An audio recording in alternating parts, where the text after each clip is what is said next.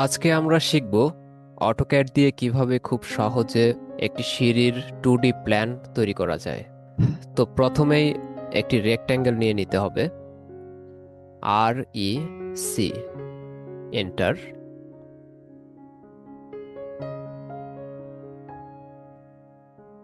এরপর মাপটা দিয়ে দিচ্ছি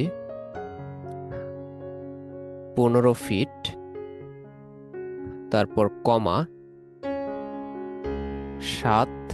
এবার যেহেতু এটা একটা সিঁড়ির রুম, তাই আমরা ওয়াল দিচ্ছি। অফসেট 5 ইঞ্চি, বাহিরের দিকে দিব ওয়ালটা।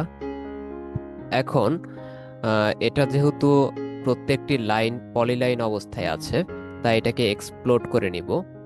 সিলেক্ট করে কিবোর্ড থেকে এক্স, এন্টার। এখন ল্যান্ডিং এর জন্য অফসেট নিব 3 ফিট 4 ইঞ্চি, আবার অফসেট নিব 10 ইঞ্চি করে। 10 ইঞ্চি করে 10টা ধাপ নিব।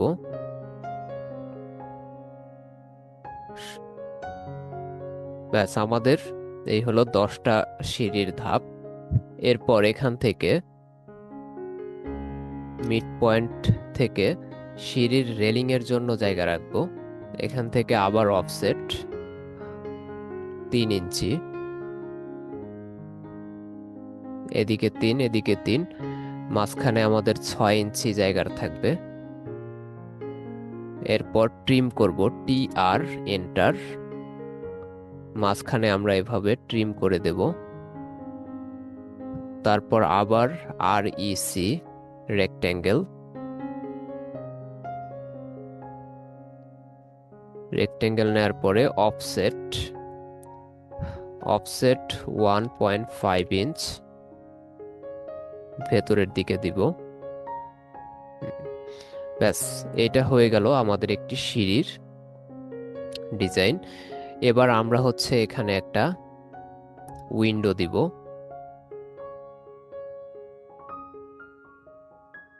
এল, এন্টার। আমরা 4 ফিটের একটা উইন্ডো দিব। আবার অফসেট নিব, অফসেট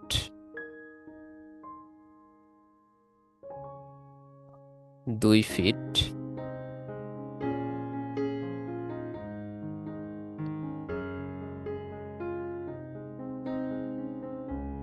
এরপরে এটা ট্রিম করে দিব।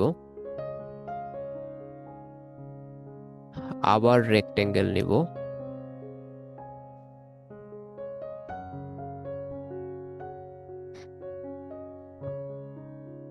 অফসেট 1 ইঞ্চি। ব্যাস, এটি আমাদের একটি সিঁড়ির ডিজাইন সম্পন্ন হয়ে গেছে।